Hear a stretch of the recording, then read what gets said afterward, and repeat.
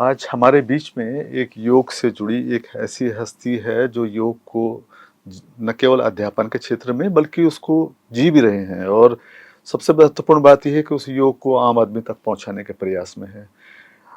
हमारे बीच में है आज के जो मेहमान हैं आचार्य बलविंदर। उनकी योग की यात्रा शुरू होती है आयुर्वेद कॉलेज पटियाला से और उसके बाद वो 22 साल तक चंडीगढ़ के धन्वंतरी आयुर्वेद कॉलेज में प्राध्यापक रहे हैं।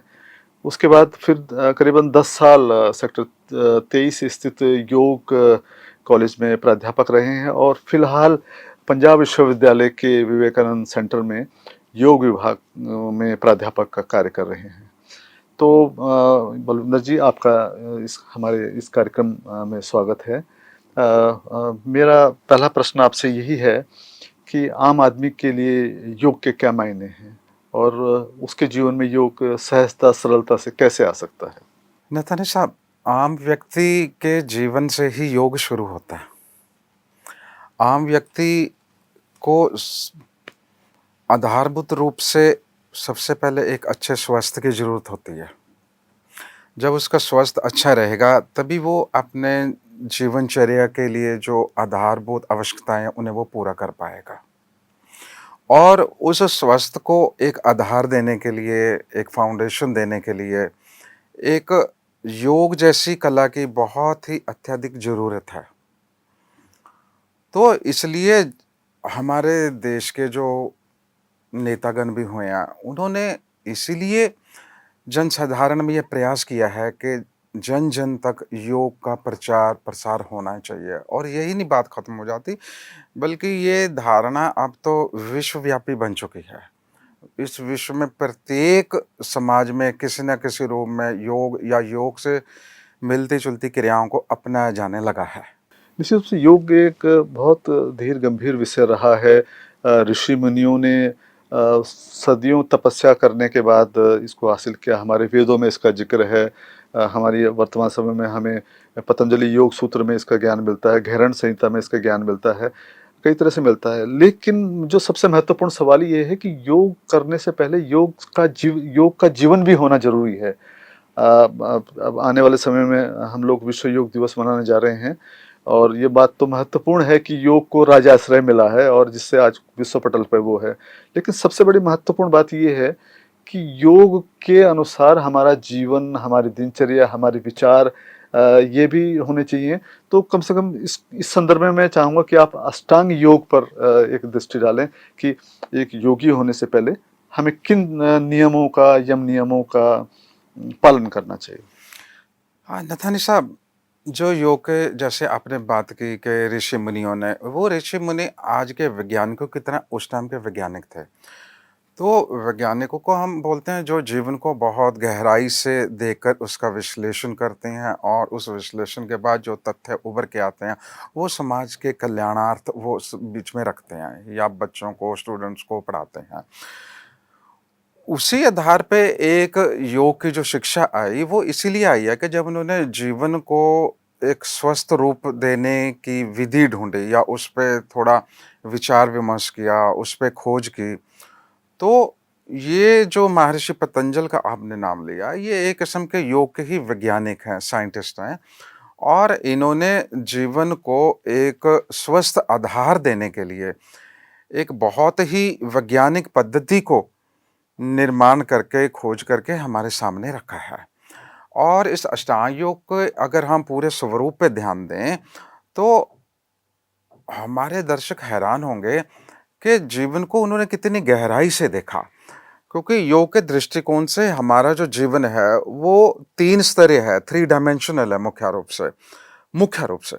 एक तो शरीर, एक शरीर के अंदर उसकी प्रोग्रामिंग, हमारा मन या चित्त, और उसको भी एक पावर देने वाली हमारी आत्मा कहें, चेतना कहें, ये 3 लेवल हैं।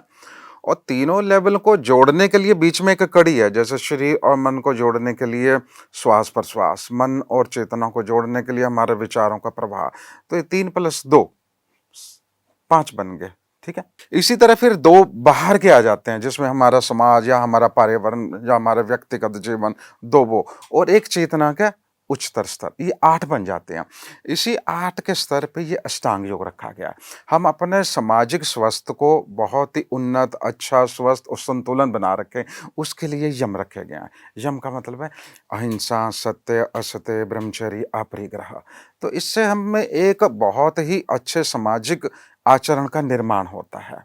इसी तरह जब बात नियम की आती है, वो व्यक्तिगत आचरण है हमारे, जब हम अपने परिवार में हैं या हम अपने घर में, उसको भी हम योग में बनाना चाहते हैं, तो उसके लिए उन्होंने फिर ये नियम का रखा है, जिसमें शौच, संतोष, तप, स्वाध्याय, ईश्वर प्रेम ध्यान आता है, जिससे हमारा जो व्यक्तिगत या पारिवारिक जीवन है, वो योगमय और वो स्वस्थ हो जाएगा।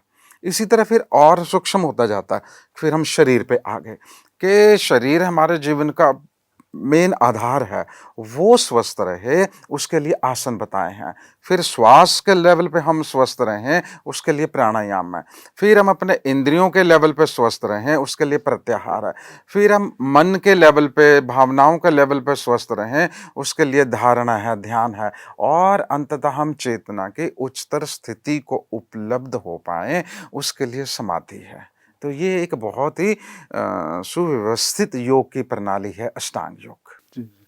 तो ये अष्टांग योग का आपने ज़िक्र किया, यम, नियम, धारणा, प्रत्याहार और ध्यान तक आप उसको ले गए। लेकिन आम आदमी जो कि आजकल के भौतिक संसार में किसी तरह से अपना जीवन यापन कर रहा है, तो उनके लिए अगर सरल शब्दों में हम कहें कि आम लोग केवल आसन तक सीमित रह जाते हैं या थोड़ा-थोड़ा प्राणायाम तक चले जाते हैं। प्रत्याहार और धारणा, ध्यान के बारे में उनका थोड़ा-सा ज्ञान कम होता है। तो एक सरल शब्दों में कैसे उनको इन चीज़ों के बारे में बताएँ कि उनके लिए ये उपयोगी है?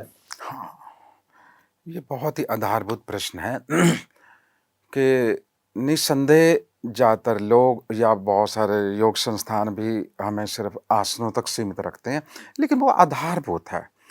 एक अच्छी शुरुआत तो हो, तो आगे का फिर उत्साह बनता जाता है, बनता इंटरेस्ट बनता है, तो हम आगे निकल जाते हैं। तो आसनों से शुरुआत करके, क्योंकि हम सिर्फ शरीर नहीं हैं, हम मन भी हैं, हम श्वास भी हैं, हम चेतना भी हैं, हम भावनाएँ भी हैं। तो इसलिए धीरे-धीरे उनको और गहराई में उतारा जाना चाहिए और उतारा जाता भी है। और दूसरा मैं ये कहूँगा, जब हम एक आम व्यक्ति की बात कर रहे हैं, तो एक भारतवर्ष में एक कहावत है हमारे धार्मिक जगत में, दशवंत निकालना, 1/10 ऑफ अर्निंग वो निकालना।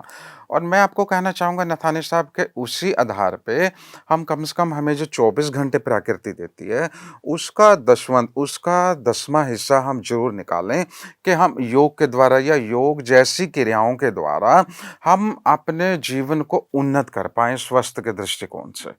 तो 24 घंटे का 10वां बनता 2.5 घंटे।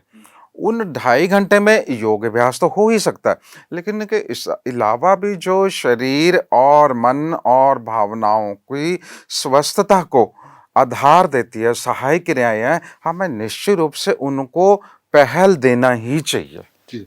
ऐसे वक़्त में जबकि उद्योग जगत से आवाज़ें आ रही हैं कि आपको 12 घंटे काम करना है, 10 घंटे काम करना है, तो ये दसवंत का पैमाना हम कहाँ तक ले जाएँगे? कितना एक व्यक्ति स्वस्थ रहने के लिए दसवंत में के एक हिस्से में कितने हिस्से का उपयोगी रह सकता है? हाँ, इसमें नथानी साहब मैं तो कहूँगा और ज़्यादा आवश्यक हो जाता है, क्योंकि जब हम आज के व्यावसायिक जगत में कई लोगों को 10 घंटे, 12 घंटे भी काम करना पड़ रहा है, तो मैं आपको कह रहा हूँ, इसीलिए उसका अगर हम उसको अच्छे से व्यवस्थित नहीं कर पाएँगे, तो आप देखेंगे आजकल इसी कारण बहुत सारे मनोशारीरिक विकार आ रहे हैं। चाहे हम उसको एंग्ज़ायटी या चिंता कहें, चाहे हम उसको डिप्रेशन या अवसाद कहें, उदासी कहें, ये आ रहे हैं। वो इसलिए आ रहे हैं कि हम उन्हें व्यवस्थित नहीं कर पा रहे। तो इसलिए ये तो और भी आवश्यक हो जाता है कि हम इसे अपने जीवन में ज़रूर उतारें, ताकि उन जीवन के संघर्षों को, चुनौतियों को सफलतापूर्वक हम निभा पाएँ। श्रीमद् भगवद गीता जो भारतीय समाज में पूजी जाती है, देखी जाती है, उसके बारे में कहा जाता है कि उसका मूल आधार योग है। जैसे श्री कृष्ण कहते भी हैं कि योग है कर्मसु कौशलम और समत्व योग उच्यते। तो आम आदमी के लिए योग के लिए का क्या गीता के आस्था और विश्वास के अलावा योग के रूप में क्या संदेश है? नेतानी साहब, अगर हम गीता को एक व्यवहारिक दृष्टिकोण से देखें कि हम अपने जीवन में कैसे उतारें, उसका मनन चिंतन के साथ-साथ एक व्यवहारिक रूप में देख पाएँ, तो जब भगवान कृष्ण बता रहे हैं जीवन के बारे में, वो सबसे पहले वो कर्मों से शुरू कर रहे होते हैं। कर्म योग में रूप में शुरू कर दिया। जब उन्होंने कहा योगः कर्मसु कौशलम, अपने कर्मों को कुशलता से करना। और फिर कुशलता क्या आ जाता है कि जब आप काम कर रहे हो तो पूरा उसमें आप डिवोशन के साथ करते हैं। आपका ध्यान सिर्फ सीधा रिजल्ट पे नहीं होना चाहिए, आपका अच्छी परफॉर्मेंस पे होना चाहिए। जब आप बहुत अच्छे से आप उसे परफॉर्म करते हैं, तो आप योग में पूरी तरह वो जो काम है ना आपका, वो ध्यान बन जाता है, जहाँ आप खो जाते हैं। जब आप ध्यान में स्थित होकर के पूरी समर्पणता के साथ किसी काम को करते हो, तो उसमें सफलता की संभावना है जो, वो बढ़ जाती है। जब हम इस तरह से अपने कर्मों में योग को उतारेंगे, फिर दूसरा आ जाता है उसके बाद ज्ञान योग, कि उस कर्मों के द्वारा ही आपको जीवन में जीवन की गहराइयों की समझ आने लगता है। ज्ञान, ज्ञान का मतलब आपका अनुभव। आप उसमें इतने निष्णात और अनुभव होने लगते हैं कि उसमें आप बड़ी सरलता से चलते हैं। फिर आप चाहे उसमें 10 घंटे काम करें, 12 घंटे काम करें, 6 घंटे काम करें, आप उससे थकेंगे नहीं। जब हम थकते हैं, उसका कारण ये अब हम उसमें हम तालमेल नहीं बिठा पा रहे, एक रिदम नहीं बिठा पा रहे। अगर जिस चीज़ को आप बहुत अच्छे से कर रहे हैं, पूरी लगन से कर रहे हैं, आप थकावट होगी ही नहीं उसमें। आप उल्टा और इसको आनंदपूर्ण ढंग से कर पाते हो, तो ये ज्ञान योग आ जाता है। उसमें आप निष्णात हो चले जाते हो और उससे आपका तनाव नहीं होता। और जब ये ज्ञान योग पूरा होगा किसी भी रूप में, फिर लास्ट में आ जाता है भक्ति योग। भक्ति योग का मतलब है अब आप में उसमें कोई ईगो नहीं रही, आप में एक पूरा डिवोशन हो जाता है उसके प्रति, पूरी समर्पणता हो जाता है उसके प्रति। और जब समर्पणता होती है, तो पूरी कायनात, पूरा ब्रह्मांड आपके साथ हो जाता है। तो आप पूरा जीवन का आनंद ले पाते हैं उसको। तो निश्चित रूप से मैं समाज में अपने दर्शकों को, लोगों को कहना चाहूँगा कि गीता के अध्ययन, अध्यापन के साथ-साथ उसे अपने जीवन में ज़रूर उतारें। जब समत्व योग उच्चते की बात होती है तो उसके क्या मायने? समत्तम योग उच्चते में आता है कि आप जब कर्म करते हैं, उसमें फ्लक्चुएशन ज़रूर आएगी। जब भी आप नई चीज़ करते हैं, तो उसमें कई बार मान-अपमान है, सुख-दुःख है, लाभ-हानि है, ये आएगा ही आएगा।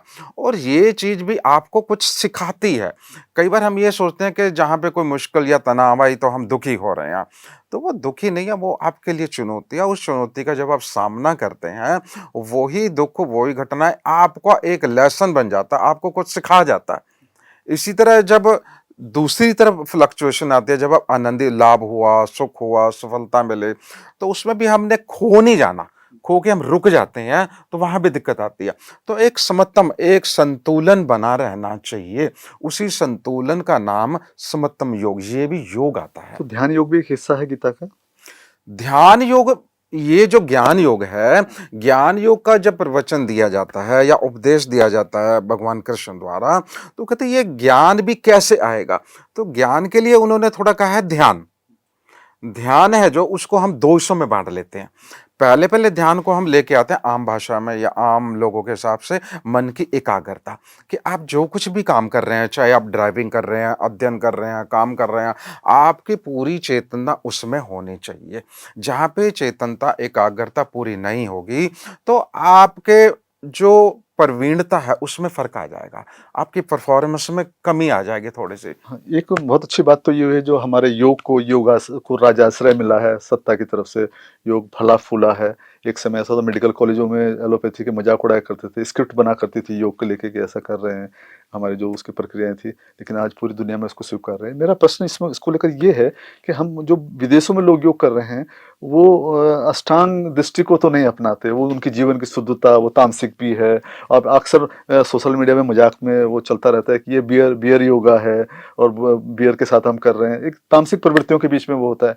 तो जब जीवन की सात्विकता का भाव ना हो खान पान में, विचार में, तो क्या योग सफल होता है? नथानी साहब, ये एक बहुत ही आधारभूत प्रश्न है कि निश्चित रूप से कोई व्यक्ति जब किसी भी चीज़ को लेता है, उसके अंदर जो भाव है, पहले वो उस भाव में लेता है। तो जो भी व्यक्ति अभी जो सिर्फ़ शारीरिक स्तर पे है या उसमें अभी सात्विकता नहीं आई, राजसिकता नहीं, तामसिकता आई, वो उसी दृष्टिकोण से उसको देखना चाहेगा, देखेगा। लेकिन देर-सवेर जब वो उसमें चलेगा, थोड़ा उसमें और गहराई आएगी और समझ आएगी, तो निश्चित रूप से उनको अपनी इस गलती का एहसास होता है। निश्चित रूप से मैं कहना चाहूँगा कि योग वो योग नहीं है कि जो अलग नाम से एक हम प्रोफ़ेशनल टाइटल दे देते हैं उनको, अलग-अलग नाम जो बने हुए हैं। हाँ, तो बेसिकली जो किया जाता है वो हठ योग ही है। लेकिन हठ योग का जब एक प्रोफ़ेशनल रूप देते हैं, तो उसमें हमने एक मार्केटिंग करनी होती है और उस मार्केटिंग में हर एक अपने आप का कोई ना कोई टैग ले आता है कि हम ऐसे करेंगे, ऐसे करेंगे, ऐसे करेंगे। लेकिन बेसिक रूप से तो जो शास्त्रों में बताया है गया है, वो ही योग है। ये जो आपने 2-4 नाम लिए, निश्चित रूप से ये योग नहीं है। अच्छा, योग को लेकर के जैसे हमारे यहाँ तो इतना बाज़ारीकरण नहीं हुआ, विदेश अमेरिका में और ऑस्ट्रेलिया में बहुत बड़ा व्यापार है इसको लेके। यहाँ तक कि जल नीति के पॉट भी लोगों ने पेटेंट करा दिए। हम लोग पेटेंट कराने में मामले में चूके हैं थोड़ा-सा बाज़ार। दूसरी बात ये कि हमारे यहाँ से कुछ लोग योगी तो बाहर गए और वो अच्छे संदेशों के साथ गए, वापस लौट के भी आए। लेकिन कुछ लोग वहाँ जाकर के व्यावसायिक कार्यों में लिप्त हो गए और उन पे कइयों पे योगिनियों के आक्षेप भी आए हैं, उनके ये लेकर के। तो क्या आपको क्या लगता है उन योगियों ने योग को प्रसार किया, योग को प्रतिष्ठा दी या योग को भारत की तरफ से संकुचित दृष्टिकोण दिया? निथानी साहब, मैं यही कहना चाहूँगा कि अगर हम भारतीय दृष्टिकोण परिदृश्य में देखें, तो योग है, शिक्षा है, ये कभी ना व्यापार रहा नहीं। इसको व्यावहारिक दृष्टिकोण से हमारे ऋषियों ने हमारे समाज में नहीं रखा है। लेकिन किसी कारण जब इसमें ये व्यावहारिक दृष्टिकोण आ गया कि हमने इसको बेचना है, तो फिर वो मार्केटिंग के जो फंडास हैं या उसकी जो चालाकियाँ वो बीच में आती ही आती हैं। निश्चित रूप से वो नहीं होना चाहिए या एक सुव्यवस्थित, संतुलित ढंग से इसका व्यापारिक रूप होना चाहिए। लेकिन थोड़ा बहुत तो ये होगा, क्योंकि जब हमने किसी चीज़ का प्रचार और प्रसार करना है, तो हमें एक आर्थिक सहायता भी चाहिए होती है। लेकिन वो एक लिमिट तक ठीक है। लेकिन अब जब हम इस इसको समय भारत में कई कई योग गुरु हैं जिनके अपने कारोबार भी है, बिजनेस भी हैं। लेकिन योगों के जो आसन हैं, जो हठ प्रदीपिका में जिनका जिक्र है या घेरण संहिता में जिन आसनों का उनका प्राणायाम का जिक्र है, कि इसको लेकर पूरे देश में एक रूपता नहीं है। मतलब जस्ट जो भी योगी है, जो जो बड़ा योगी है, वो अपने ढंग से अपनी बातें कहता है, उसमें अपने आसनों पे कुछ अपने दावे करता है, प्राणायाम की विधियों पे अलग से कहता है। कुछ लोग उसको कुछ और नाम देते हैं, कुछ ये मतभेद है। क्या इसमें एक रूपता आनी चाहिए पूरे देश में? निश्चित रूप से नथानी साहब एकरूपता आए तो वो समाज और लोगों के लिए बहुत ही महत्वपूर्ण होगी और सहायक होगी, आना तो चाहिए। बाकी जहाँ तक मैं आपने जो बात कही जो योग के जो विद्वान हैं, उनका भी समय-समय पे एक मैं चाहता हूँ एक मीटिंग, एक समारोह होना चाहिए, जहाँ पे वो बैठ के अपने आप आपस में ही थोड़ी चर्चा करके इसका जो निश्चित रूप है वो बनाया जाना चाहिए। और ये चीज़ तो समाज के सामने ज़रूर रखी जानी चाहिए कि योग के ग्रंथों में देखो ये रूप है, ये हम थोड़ा-सा अपने तरफ से जोड़ रहे हैं ताकि हो सकता है विकास होता रहता है, प्रकृति का नियम है, कुछ ना कुछ नया होगा। लेकिन हमें आधारभूत को नहीं बोलना चाहिए, नहीं, जैसे वो कपाल ज़रूर कपाल सामने रखें। कपालभाति को लेके कुछ लोग कहते हैं कि ये जो है शुद्धिकरण की प्रक्रिया है। कुछ लोग उसको प्राणायाम बताते हैं कि हाँ। जो षटकर्म की क्रियाओं में आता है। ये मतभेद अक्सर रहा है इसको लेकर के। हाँ, ये क्या ये लोगों में थोड़ी-सी दिक्कत आती है कि कुछ योग के विद्वान जो राष्ट्रीय स्तर पे भी बहुत प्रसिद्ध हैं, वो कपालभाति ऐसा और भी बहुत कुछ एग्ज़ाम्पल मिलते हैं, वो कपालभाति को प्राणायाम बोलते हैं।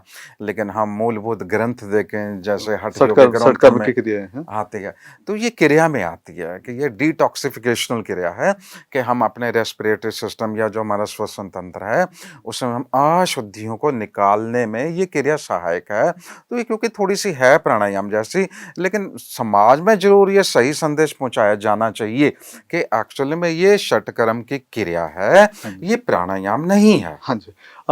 ये बहुत गूढ़ विषय है, बहुत लंबा चलेगा। लेकिन जो मैं अब इसपे जो मेडिकल जो पार्ट है इसका योग का मैं उस पे आना चाहूँगा। 2 प्रश्न मैं अब महत्वपूर्ण लेके आपके सामने आना चाहूँगा। आदमी बाय डिफ़ॉल्ट जो था वो अब रहा नहीं है। वो बहुत कृत्रिम है। वो जो आज की जीवन है उसको दिखाने में ज़्यादा विश्वास करता है। जो मूल है वो नहीं है। जो कह सकते हैं कि अपने आप को स्थापित कर रहा है तो तमाम तरह की तिकड़में ये चीज़ हैं। तो मेरा कहने का मतलब है कि ये विचार तत्व उससे दूषित हुआ है और विचार तत्व दूषित होने से हमारा स्वास्थ्य खराब हुआ है। तो जो हमारे यहाँ जो मनोकायिक रोग हैं, जो गैर संक्रमण रोग हैं, उनके इलाज में कौन-कौन से आसन महत्वपूर्ण हैं और जो दिमागी टेंशन्स हैं उसको लेकर कौन से प्राणायाम उसमें उपयोग हो सकते हैं? इस पे आप थोड़ा विस्तार से चर्चा कीजिए।